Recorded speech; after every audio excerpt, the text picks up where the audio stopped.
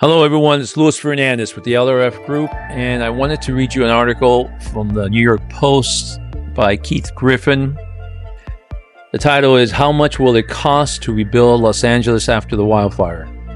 The enormous scale of the wildfire devastation in Los Angeles County is still coming into focus, but it is already clear that the task of rebuilding to come will be herculean. As the disaster is ongoing, the current focus properly remains on containing the blazes and protecting lives and property from additional harm. However, state and local officials have begun to set the stage for rebuilding by announcing rollbacks on building regulations, hopes of speeding the recovery. At least 12,300 structures have been destroyed in the fires according to CAL FIRE, but it's unclear how many of those buildings were homes. The areas with the greatest devastation, including the Pacific Palisades, which was decimated in the Palisade Fire, and Altadena, where the Eaton fires brought destruction. Loss estimates will likely continue to rise, with damage assessments still underway, but in the latest estimate on Tuesday, an analyst with the investment bank of Keith Griffith and Woods predicted insured property losses up to $40 billion, roughly double their estimates from a day earlier. Though that would make the recent wildfires by far the largest wildfire insurance industry loss event in the history, exceeding the $11.5 billion in insured losses in the 2018 Camp Fire. For individual homeowners, rebuilding costs will vary widely depending on the size and nature of the new homes. By the way, I've been hearing estimates of much as 150 billion to 250 billion.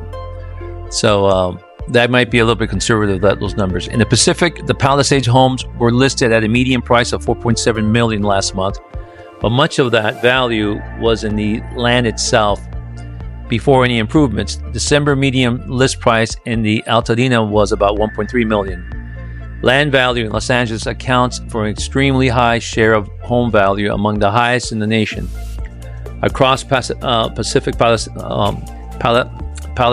and Altadena, land values make up about 78% of total property value, according to the analysis from the American Enterprise Institute. Using market value as a guide, a rudimentary analysis from Realtor.com economic research team suggests that the typical cost to rebuild a home could reach $947,000 in Pacific Palisade and $262,000 in Altadena. I can tell you, those numbers are really conservative. I would venture to say it's going to be a lot more. That rough estimate assumes improvements value share of 20% in both areas after deducting a 2% profit margin for builders. Still, there remain many unknowns, including whether construction costs will skyrocket due to overwhelming demand as the rebuilding begins. As well, those early estimates do not include the costs of debris cleaning and site remediation or the repairs to roads, utility service that will be needed to make the affected area habitable once again. It is unclear how many residents will choose to stay in rebuilding following the trauma of losing everything. Seeking a fresh start or fearing a repeat of the disaster, some could choose to sell as it is and move elsewhere. A flood of such listings could bring prices down sharply if they aren't met with the equal pool of ready buyers. The area may see long-term price depreciation, insurance premiums increase as the climate risks are taken into account. But in the short term, we expect housing to become more expensive due to supply and demand fundamentals, says Realtor.com senior economist Joel Berner. Look, for spikes in rent, especially in the areas near but not directly in the path of the fire, such as Santa Monica, he adds. Los Angeles already has a low vacancy rate, so more people chasing after fewer rentals will drive rent up. Homeowners with insurance should be able to expect some relief, as damage from the smoke and fire is covered under standard homeowners and renters insurance in California, according to the Insurance Information Institute.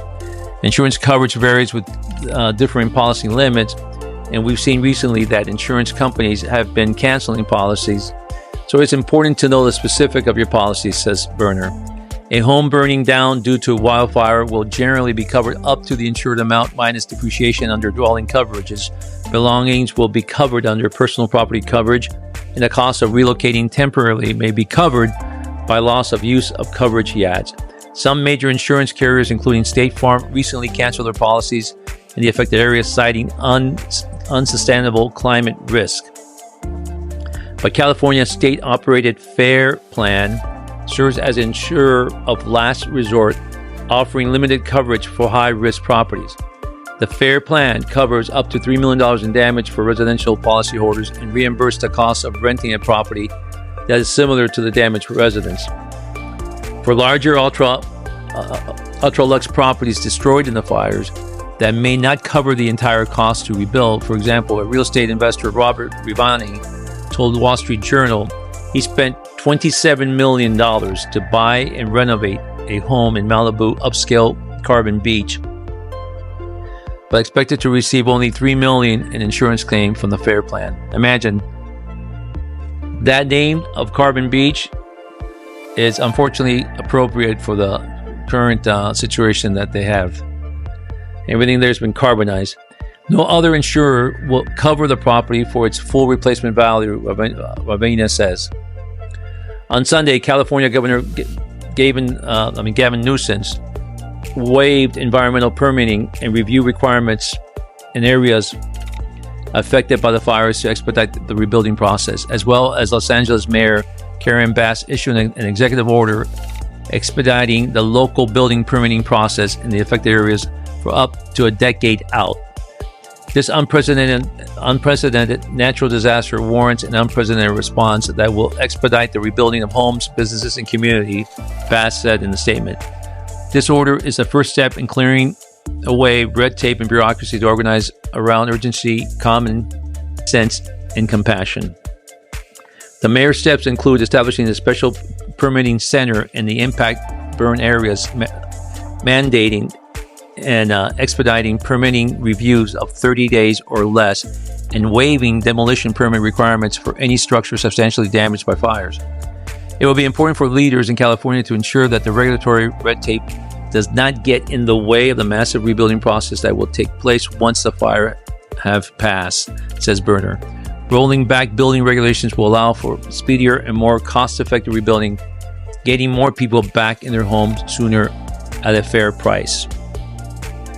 So I think that they're making the right steps now in regards to expediting the process to get and encourage builders to get back in there and to start building as quickly as possible. But there's reports that I've come across that says that about 70% of the people that have been affected by the fire will not stay there, and they'll move out of the area or even move out of the state completely. We might see some of them come down here to Florida. The other aspect here, this insurance issue could affect us on the national level if some of these insurance companies are obligated to pay, and the ones that did stick around, that there's no doubt that's going to trickle down effect on our costs across the country. But it's a terrible situation. My heart goes out to the people there of Los Angeles and wishing them a very quick recovery. But this is a process that's going to take years to rebuild. And again, there is no doubt, depending upon where you are in your life and your situation, if you're a resident that's been affected there, you might decide to say, well, you know what, I'm not going to stick around here for the next 5 years to wait to at least to get back to some type of a normalcy in terms of a neighborhood, because you're going to have so much constructions or building all around you. Who's going to be tolerating that? This is something that's going to be very complicated for a lot of people to be able to weather. And the tax-based situation for Los Angeles and the state of California is going to be really hampered as well. So, but anyway, thank you so much for listening, and continue to listen, and because we're looking out for you and the best interests of your property. Till next time, all the very best. Bye-bye.